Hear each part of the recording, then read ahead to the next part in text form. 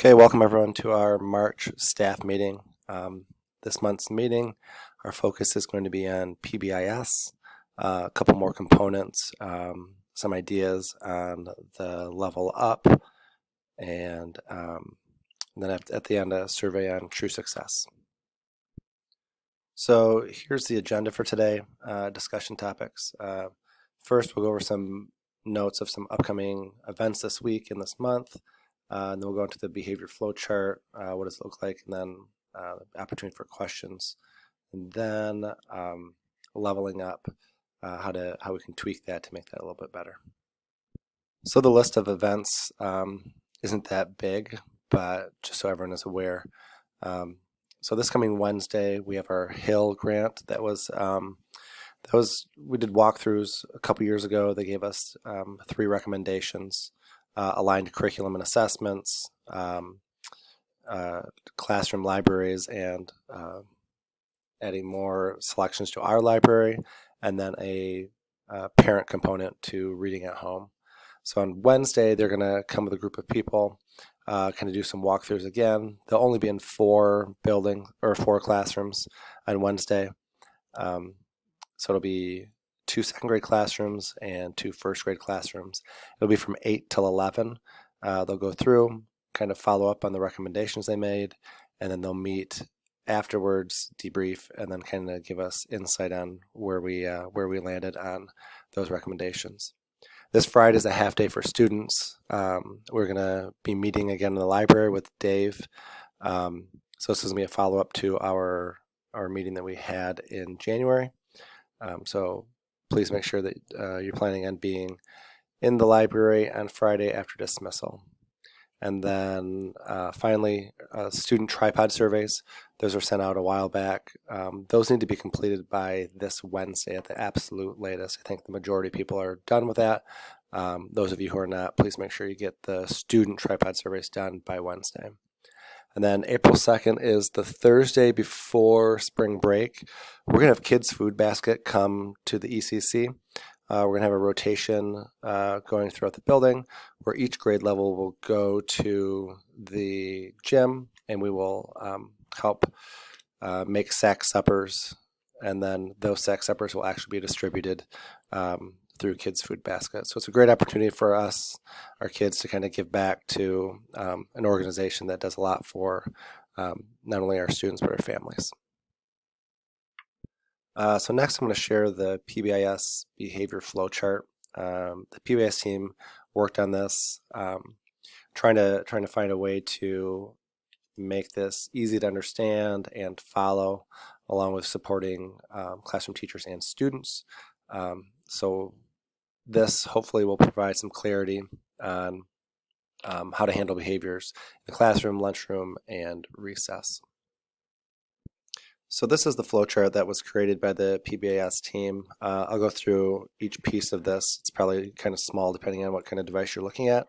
I'll make sure copies are in your mailboxes tomorrow so that you can look at it again. If you have questions about this, please feel free to come and ask me. Send me an email, or you can ask any of the PBIS team members. So if we start at number 1, this is when the behavior presents itself. So the initial response is to redirect, kind of review expectations, classroom expectations, or hallway, wherever the behavior is exhibited, and then making sure we're using positive reinforcements, verbal praise, gold tickets, etc. So if after the behavior presents itself, that's when an intervention can happen. So it's a great opportunity to pull the student aside, ask why the behavior happened, help student function better in the classroom, what kind of accommodations can be made, moving the seat, possibly manipulating the content, making it less work for them to do, so it's maybe not as frustrating or something like that. But these are all things that could be done in the classroom to help make sure that the student stays in the room and learning. So number 3, what happens when that behavior persists?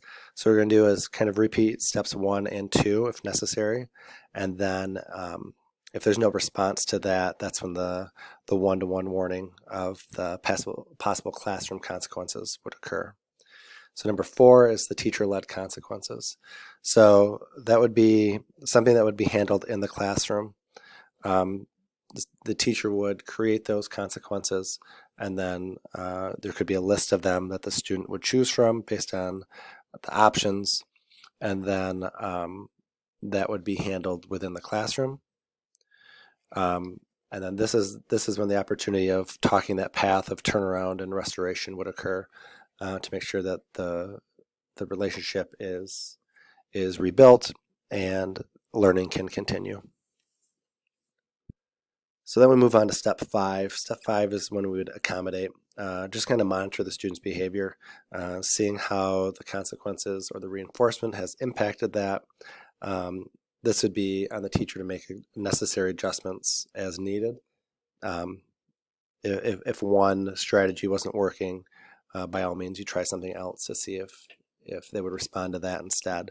So the whole goal from number 1 all through 5 is to keep the student in the classroom, keep the student in the environment of learning so that they can learn and help them be more responsive to their behavior, and while at the same time giving them some strategies to use that would help them in the future. So number 6 is when that behavior escalates to becoming unsafe. That's when you'd contact the office for assistance, call myself, Mr. Tony, and then we would come and remove the student. At that point, the behavior becomes office managed. So once that behavior becomes office managed, it's going to be really at the discretion of the office staff on how we handle that. The ultimate goal is to get the student calmed, refocused, and back into the learning environment as quick as possible. By no means are we going to rush it and force it to have a student come back to the classroom and then just have that behavior reappear. So we'll be doing our best to make sure that they're ready to return. It's hard to say, put a time frame on it or what the consequence would be in the office, because it's going to really vary from student to student, the knowledge of the student, the background, what we know, and the severity of each circumstance. So after that, the student would be returned to the classroom. Number 7 is one of the most integral parts of this flow chart, and that's the reconnection. We want to make sure that when the student comes back, they're welcomed back, kind of assisting them back into what they are working on right then, trying to rebuild and repair the relationship. That doesn't have to be done right at the instant that they are brought back, but if an opportunity presents itself, I think that is a very important part, so that the student and teacher, or the student and the adult, both are able to repair that relationship and move forward. Probably the most important part of number 7 is the last bullet. That is refraining from rehashing what happened. A lot of work is put in when they're removed from the classroom on getting them ready to get back in the learning environment.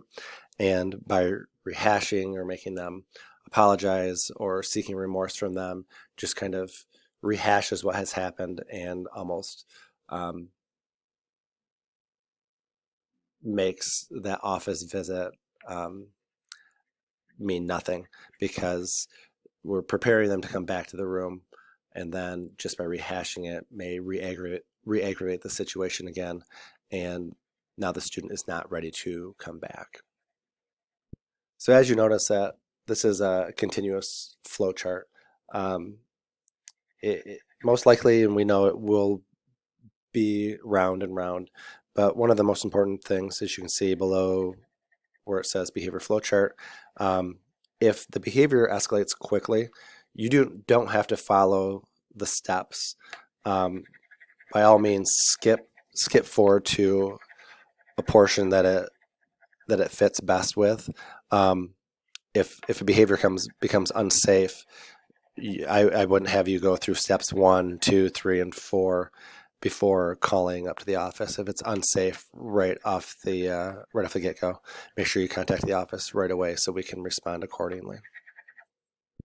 So I'm sure there'll be questions about this. By all means, ask me or again any of the PBIS team members of what any of the pieces mean, or even why we have the different pieces in there.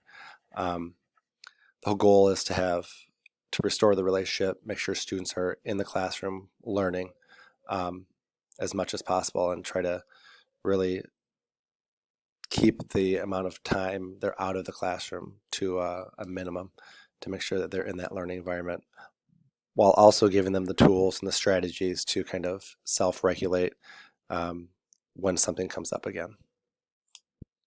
Okay, lastly, we're moving on to Level Up. So Level Up has been a success. It has also been quite cumbersome to do on Fridays. Fridays have become challenged with different staff being pulled in multiple directions. So what we're going to do is this. We're going to move our Level Up to Mondays. What this will do is give teachers time on Friday, a dedicated time to collect all of the tickets, count them up, and then be ready for our Level Up on Monday.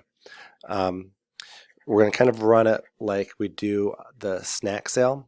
It'll be kind of an open window from 8:30 until 11, where teachers can bring down the class or possibly just students that have leveled up to collect their prizes. We're hoping that this will kind of eliminate the situation where someone is missed. Also, it will help start the week off on a positive note. Students kind of level up on Monday, and they can kind of look at the rest of the week saying, okay, what can I do to get to a next level by the end of the week? So what we're going to do is start this on the 16th. So this Friday, we will not be coming around leveling up. This Friday, teachers will count the gold tickets, have them ready, so that on Monday morning, we'll make an announcement that the Level Up table is open, and then whatever works best in your schedule, you can bring your class down to that. So Level Up table will begin on March 16th. So we will not be coming around to classrooms this Friday the 13th. Okay, thanks again for listening. This seems to be an effective way to have our staff meetings. You may have noticed that the TV screen is now working again in the display case. If you ever have any messages or any content you want displayed on there, please let me know. I can put it up there. Also, you can see that our next meeting is April 20th. Eventually, we're going to have a meeting that is in person, but I'll let you know ahead of time if it will be April or May. Again, if you have any questions, please let me know. Yeah, thanks.